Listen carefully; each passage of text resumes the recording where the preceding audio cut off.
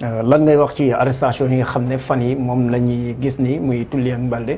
léeg-léeg sax gars yi dañu lay wax ni amul li nga xam ne moom mooy convocation lan mooy sa analyse par rapport ak loolu. non tu sais régime Macky Sall de plus en plus dafa am ay pratiques ay procédés yi nga xamante ni day mel ni ay procédés wu ay voyous yi nga xamante ni ñoom ñoo nekk à la tête de l'État di doxalu voyou. Parce que quand tu vois une police bi nga xamante ni encore une fois loolu dama koy wax ma waxaat ko boo gisee police boo xamante ni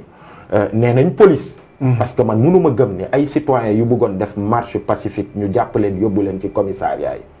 23 heures ay nit yu encagoulé yor auto police ñu ñëw ñu jëlee leen fa ay góor ak ay jigéen yóbbu leen di leen dóor ci biir oto bi di leen torturer jël jigéen ñi sànni leen ci filaawo Géejawaay yi. jël ñenn ñi sànni leen Sococim jël ñenn ñi sànni leen booru àllu kaañ ci une police bi nga xamante ni c'est supposé être une police républicaine bi war a user de méthodes yi nga xamante ni elles sont républicaines et elles sont respectueuses des lois et règlements elles sont respectueuses de la dignité humaine et de la dignité des citoyens loolu ban façon police ak ban façon nguur la boo gisee police boo xamante ni dañuy ñëw ñu jàpp la mooy procédé inquisitoire dañ lay jàpp ba pare téye la après ñuy dem wëri lan la ñuy teg sa ndodd police boo xamante ni pour des broutilles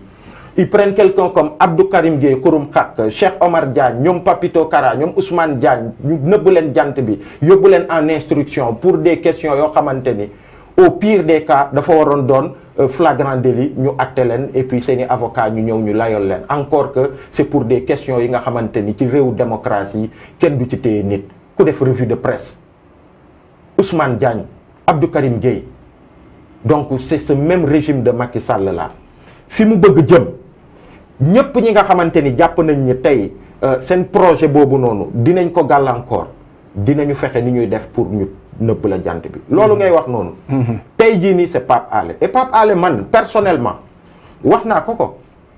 je lui ai dit Pape Alé ñun ñii nii yëpp muy yow di ñun ñii ñëpp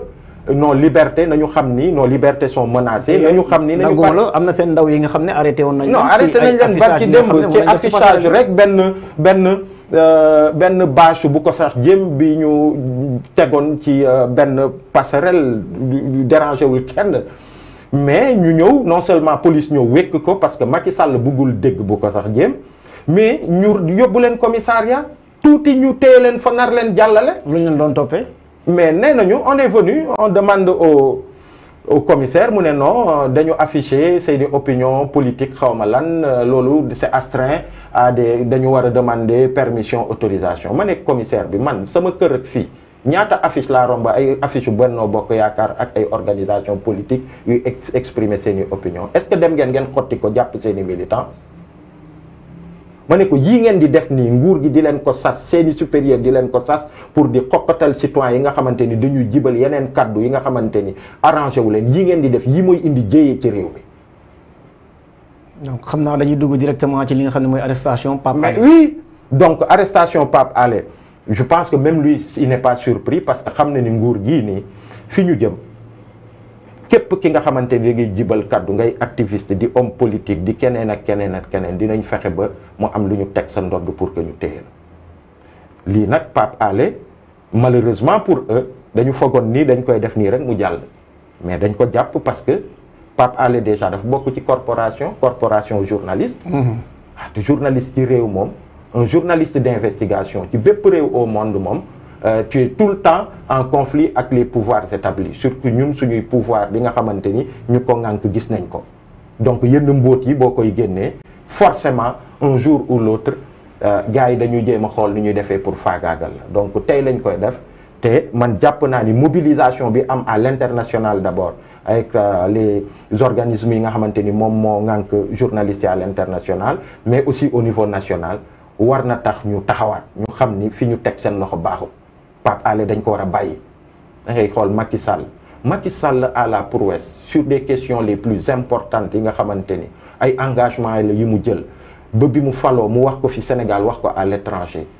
à l'épreuve du temps la plupart day ne froisse gis naa benn vidéo bi muy naan à l'étranger sur benn chaîne di naan man ci sama nguur ñu jàpp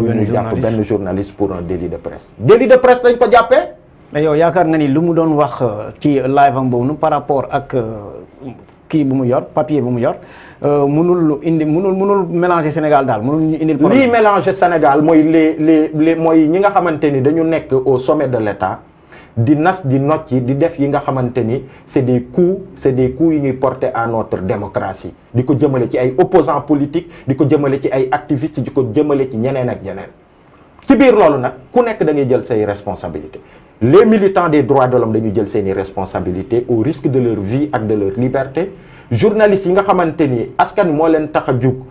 ñoom aussi dañuy jël seeni responsabilités au risque de leur vie ak de leur liberté liñ ci war a fësal li nga xamante ni dañ koy nëbb ñu fësal ko donc Pape Alé responsabilité boobu la jël et tey jii nii gis nga li mu ko jural mais du li nga xamante ni bett na ko c'est quelqu'un d'engagé et encore une fois man j'ai eu une discussion avec lui man xam naa ni depuis les événements de mars 2021 Macky Sall mu ngi ko mere sur des choses yu ñëw rapporté ko comme quoi Pape Alé position yi mu am sur xawma lan ak lan ak lan dafa doon def ay appel à xawma lan ak lan ak lan donc loolu lañ ko téyel lii nii ci kaw la jóge c'est des choix de Macky Sall pour que ñenn ñi nga xamante ni il dérange Pape Alé la suba day doon beneen journaliste ginnaaw suba mu doon Aliou Sané gannaawaat suba mu doon Thiat wala mu doon Guy Marius wala mu doon keneen ak keneen mais ils ne comprennent pas dañu xamul ni ñun dañu di rek ay individus ci benn tout bi nga xamante ni peuple sénégalais moom moo jug taxaw à travers sa jeunesse pour que yenn yi du fi mën a amee Macky Sall 15 mois au plus moom moo ko décidé ci réew mi 15 mois d'une manière ou d'une autre day dem soit day respecter charte ndeyu réew mi mu respecter kàddoom mu bañ a waxeet mu dem ci njëkk ak teraanga ñoom ñu am beneen candidat bu mën a ñëw pour une fois Sénégalais yi ñu am possibilité wu choisir un président et non sanctionner un président sortant bi nga xamante ni dafa bëgg d'une manière ou d'une autre imposer candidature am su boobaa dañuy am toute la possibilité parmi toutes les alternatives yi nga xamante ni day taxaw Sénégalais yi ñu challenger leen ñu questionner leen parce que ce qu'il faut éviter aussi maanaam mooy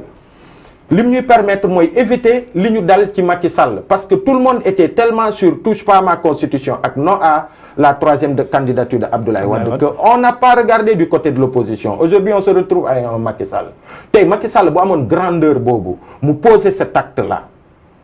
ça nous permettrait d'aller vers ça de challenger Ousmane Sonko de challenger xawma Thierno Bocoum de challenger Abdourahmane Thierno Alassane Sall de challenger ñoom Pape Djibril s'ils sont candidats de challenger d'autres Khalifa Sall Karim Wade bi nga xamante ni man jàpp naa ni war nañu bokk ci langue gi ñu ñëw aussi daagaan baatu askan wi pas en allant vers une loi d'amnistie mais sur la loi électorale bi ñu jëloon ñu tripatouiller ko pour que ñu exclure leen mu naat nañ dem foofu ñu régler loolu pour que ñoom aussi ñu bokk ci langue bi Macky Sall bu posé woon cet acte de grandeur là devant l'histoire loolu lay permettre au peuple sénégalais que ñu mën a sereinement aller vers des élections ñu tànn président waaye balaa ñu ko tànn ñëpp ñi fi nekk comme alternative ñu challenger leen voilà que sénégalais yi de la façon la plus sereine pour une fois ci suñu histoire politique suñu histoire nation ñu mën a tànn président mais pas sanctionner un président et se retrouver avec un Macky Sall bi nga xamante ni il est pire que li nga xamante ni moom lañ fi jëlee en 2011 loolu mooy enjeu bi mais malheureusement ñi nga xamante ni boo leen déggee tey ñu mel ni ñoom Racine Talla malheureusement doyen yooyu waaye Macky Sall bu bëgguloon sax on va lui tordre le bras pour que mais c'est petit en fait ils ne pensent qu'à eux et à leur ventre à leur famille et à leurs privilèges ils ne pensent pas au peuple sénégalais ndax ñoom Racine Talla ak ñeneen en 2011 ils étaient là ils ont dit touche pas à ma constitution ils ont dit non à la troisième candidature de Abdoulaye Wade ils se sont battus je crois comme ils pouvaient parce qu'ils n'étaient pas ñoom ci premier rang yi ñun ñoo nekkoon ci premier rang yi Macky Sall keroog bi muy ñëw